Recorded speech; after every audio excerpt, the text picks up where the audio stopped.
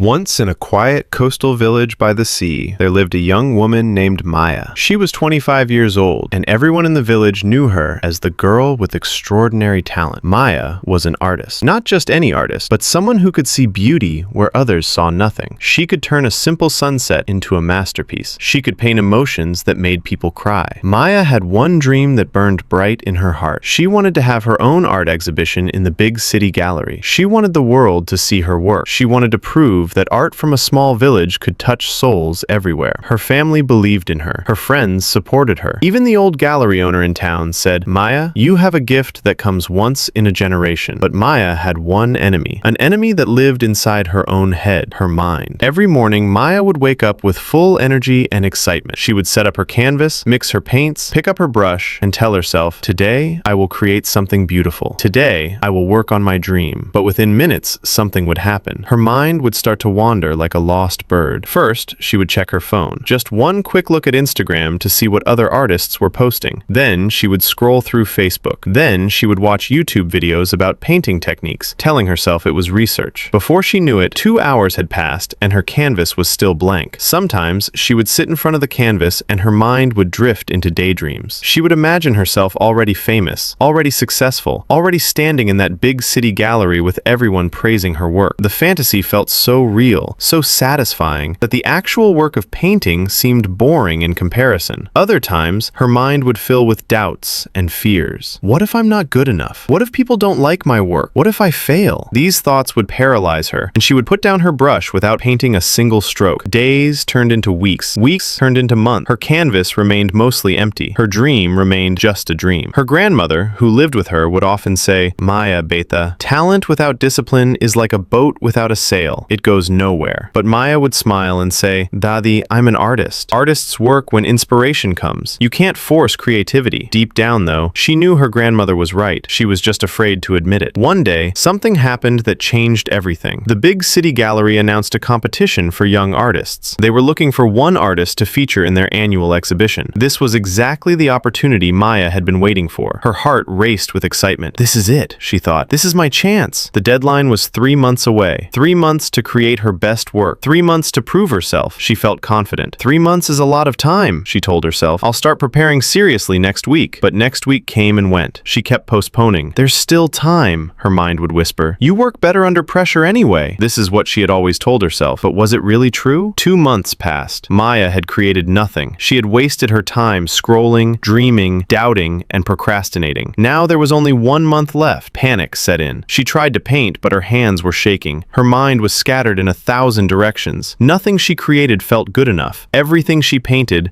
she destroyed in frustration. With only 2 weeks left, she finally admitted defeat. She would not submit anything to the competition. She had failed before she even tried. That evening, she sat by the sea, watching the waves crash against the rocks, feeling completely broken. Tears rolled down her face. All her talent, all her dreams, all her potential meant nothing because she couldn't control her own mind. An old fisherman named Samuel was mending his nets nearby. He had known Maya since she was a child. He saw the tears on her face and asked gently, "What happened, Maya? Why are you crying?" Maya told him everything. About her dream, about the competition, about how she had wasted all her time, about how she couldn't control her own mind. "I'm so talented, Uncle Samuel," she said with frustration. "Everyone says so. But what's the use of talent when I can't even sit down and do the work? My mind is my enemy." Samuel listened quietly. When she finished, he smiled and said, "Come with me tomorrow morning. I want to show you something." The next morning, before sunrise, Maya went to the beach. Samuel was already there with his fishing boat. "Get in," he said. They sailed out into the calm morning sea. The sun was just beginning to rise, painting the sky in shades of gold and pink. Samuel dropped his fishing line into the water and sat completely still. Maya watched him. Minutes passed. Then an hour, then 2 hours. He didn't move. He didn't check his phone. He didn't talk. He just watched his line with complete focus, completely present in that moment. Finally, after what seemed like forever, Samuel pulled up his line. There was a beautiful fish on the hook, shining like silver in the morning light. Maya was amazed. "Uncle Samuel, how do you stay so focused? How do you just sit there for hours without getting bored or distracted?" she asked. Samuel smiled and said, "Maya, let me ask you something. When I was fishing, what was I thinking about?" Maya thought for a moment and said, "The fish?" "Exactly," Samuel replied. inside. Not about yesterday's catch, not about tomorrow's weather, not about what people think of me, not about my phone or social media. Just this moment, just this fish, just this one task. That is the secret, Maya. The mind is like the ocean. Sometimes it is calm, sometimes it is wild with storms, but a good fisherman learns to work with the ocean, not against it. You must learn to work with your mind, not fight it. But how? Maya asked desperately. How do I control my mind when it jumps everywhere? Samuel put his hand on her shoulder and said, you don't control it by forcing it. You train it, step by step, like training a young puppy. Let me tell you what I have learned in my 60 years of life, he continued. First, understand this truth. Your mind will always wander. That is its nature. The power is not in never getting distracted. The power is in noticing when you are distracted and gently bringing your mind back to your task, again and again and again. This is discipline. Maya listened carefully, feeling something shift inside her. Second, Samuel said, create a sacred time for your work. Every morning I wake up at 4 a.m. That is my fishing time. My mind knows this. My body knows this. Rain or shine, I go fishing at that time. Create such a sacred time for your painting. Same time every day. Your mind will learn to focus during that time. Third, remove the thieves of time. Your phone is the biggest thief. That little device steals hours from your life and gives you nothing in return. When you paint, lock your phone away. Turn off the internet. Tell your mind, this is painting time. Nothing else exists right now. Fourth, start small. Don't tell yourself you will paint for 5 hours straight. Your mind will rebel. Start with just 30 minutes of focused work. Really focused. No distractions. When 30 minutes becomes easy, make it 1 hour. Then 2, build slowly. And fifth, understand the difference between motion and progress. Watching videos about painting is motion. Reading about other artists is motion. Dreaming about success is motion. But actual painting, actual brush on canvas, that is progress. Stop pretending that motion is the same as progress. Maya felt like someone had turned on a light in a dark room. Everything Samuel said made perfect sense. She realized she had been lying to herself for months. She had been busy with motion, but making zero progress. Uncle Samuel, the competition deadline is in 2 weeks. Is it too late for me? She asked with fear in her voice. Samuel smiled warmly and said, Maya, it only takes one moment to change your life. That moment is called now. The question is not whether you have time. The question is whether you have discipline. 2 weeks of real focused work is better than 2 years of distracted dreaming. That day, Maya went home and made a decision. A real decision. Not just a wish or a hope, but a commitment. She knew the journey ahead would not be easy, but for the first time in months, she felt hope. Real hope. Not the fake hope of, I'll do it tomorrow, but the solid hope that comes from having a clear plan and the discipline to follow it. Tomorrow morning at 6 a.m., her new life would begin. To be continued in part 2. If this story touched your heart, stay with us for part 2, where Maya discovers if discipline can turn her dream into reality. Like this video, subscribe to Reflective Tales, and remember, the first step to success is admitting you need to change. Until next time, breathe deeply, live fully, and start training your mind today.